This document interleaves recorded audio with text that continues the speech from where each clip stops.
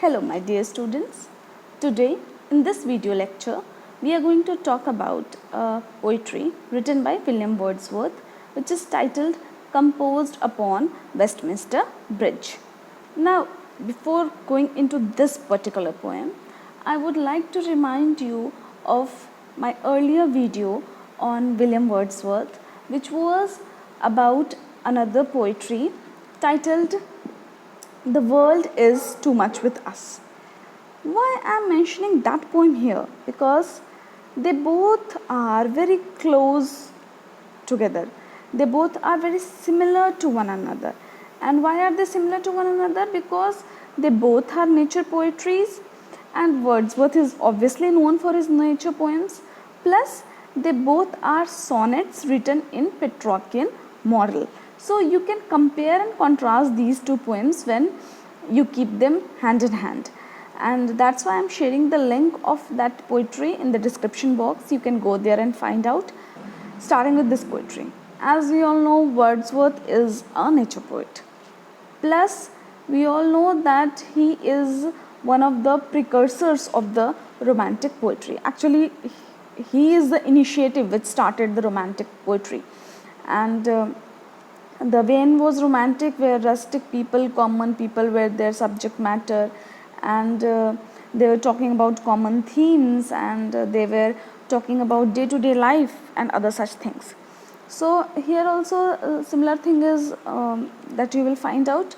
Wordsworth is talking about nature, the beauty of nature, and the poem was written in, actually to be very precise, the poem was written on 3rd September 1802.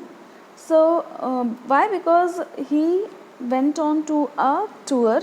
He was going to Paris, and when he reaches this place Westminster, and he sees, because it's dawn at that time, the people are not yet awake, the city is moreover asleep, and at that time when he sees the beauty of the place, the beauty of the city, he is so overwhelmed that he pens those emotions down after his return.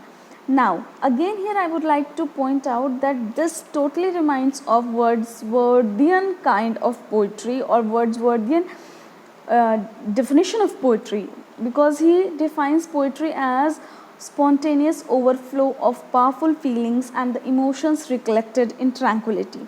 The same thing happened in this poem. Powerful emotions were achieved, or actually they came to the forefront when Wordsworth visits this bridge, and those powerful emotions were penned down later on when he returns home. So it defines his idea of poetry. And then moving into the poem, let's start up with the line by line analysis of the poetry. And again here I would like you to compare it with The World is Too Much with Us. There also you will see how Wordsworth talks about the people becoming more and more materialistic and getting away from nature. Here also you will not exactly see that in written in words, but you will see the underlying theme.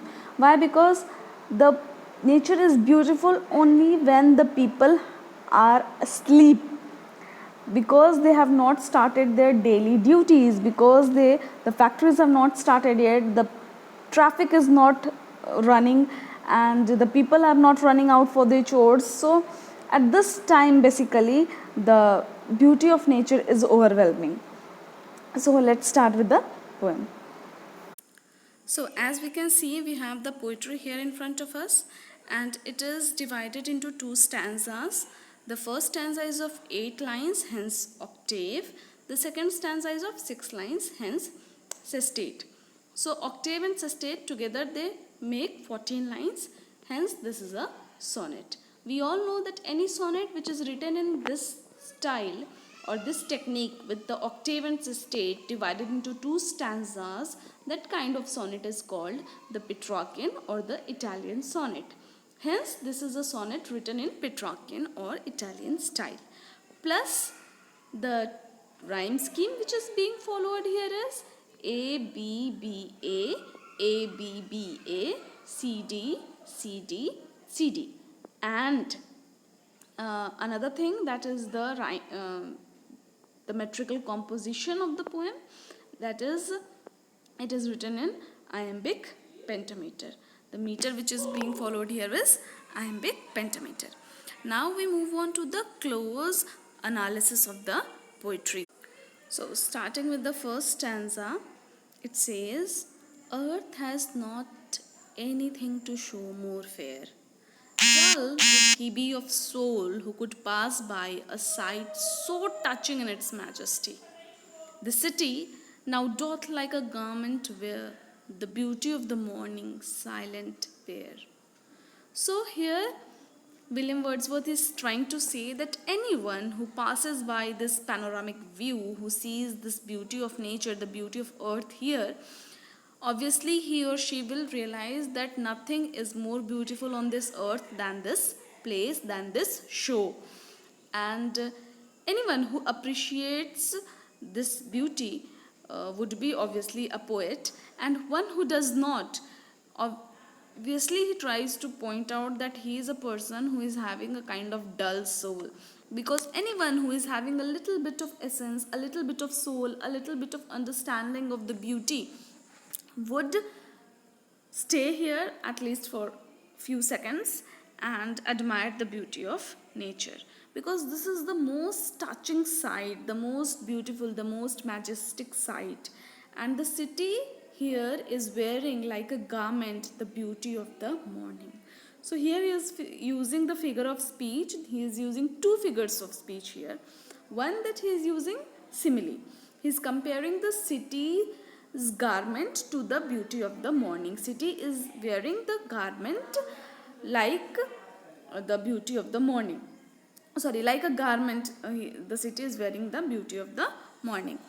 Whereas the another figure of speech is personification. Why? Because city cannot wear anything. City is an inanimate object, but he is personifying city here, and he is making us believe that city is a living body, a living entity who can wear the beauty of the morning in the form of a garment.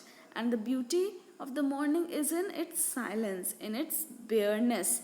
The beauty of the morning is in the break free from the hustle and bustle of the city, because in the city life, as soon as the people will wake up, everything will the traffic will start, the chaos will start, but till now the people are asleep, and because of that the beauty is even more enhanced. And he is saying that the city is bearing its ships, its stars, its domes, its theaters, and its temples up to the fields and to the sky. So again here I would like to compare this line with the poetry that I have been repeatedly telling you to compare this poem with, that is the world is too much with us, because there also there is a line when the sea bears its heart to the sky. So in the same way here, the fields, the domes, the theaters, the ships, the towers, everything which is there in the backdrop of the city is bearing their heart towards the sky. Again here it is a personification of everything as being compared to a living body, or a living kind of essence is passed on to all these inanimate objects. The fields, the ships, the towers, the domes, they are not living things, but they are bearing their heart towards the sky. So a kind of sense of living association is given to them. Plus in the next line he says that everything is bright and glittering in the smokeless air. Why? Because the air is smokeless here, it's morning, and in the morning everything is bright and glittering. Never did sun more beautifully steep in his first splendor valley, rock or hill.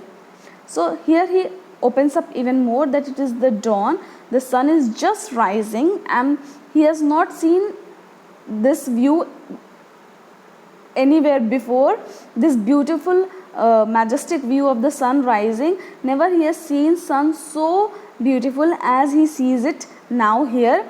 spreading its splendor all over, its first splendor, the first rays of the sun, throughout on the valleys, on the rocks, and on the hills.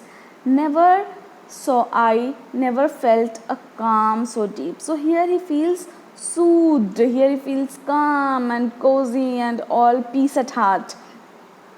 The river glideth at its own sweet will. Now we have to remember that he is standing on Westminster Bridge. So there is Thames River which is below, which is blowing below the bridge, and he looks towards the river also, and he says that he has never seen the river gliding in such a beautiful way and free of its own will, because the river is free to flow anywhere it wants to. Dear God, the very house is asleep. Everyone is asleep. It's dawn. People are not waken yet. And all that mighty heart is lying still. So everything is still.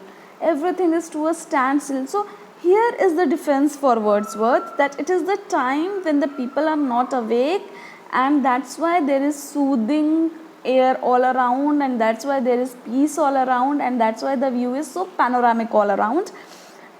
Once the hustle and bustle of the town starts, obviously this will not be visible, but it's the just morning of morning time when the sun is rising. And you see here sun has also been personified, means nature is totally personified here. Be it fields are looking towards the sky, so again it is a kind of personification. Be it sun is also spreading its splendor kind of thing. So in everywhere all the natural aspects have been given a human instinct. That's why the poem is a total personification, and plus it's one of the masterpieces of Wordsworth. He establishes himself more strongly like a nature poet. And repeatedly I have compared this poem, or this sonnet basically, with the other sonnet that I have mentioned earlier, The World is Too Much With Us. For all the students, I would advise all of you to read these two poems together, so that you would get a close or a deep probe into Wordsworth's thoughts about nature and his style of writing. So that is all about this poetry, and I am sure you must have understood what is there in this poem. If you have any doubts, then you can ask me in the comment section, and if you have been benefited by the video, then don't forget to like, comment, subscribe and share. Thank you.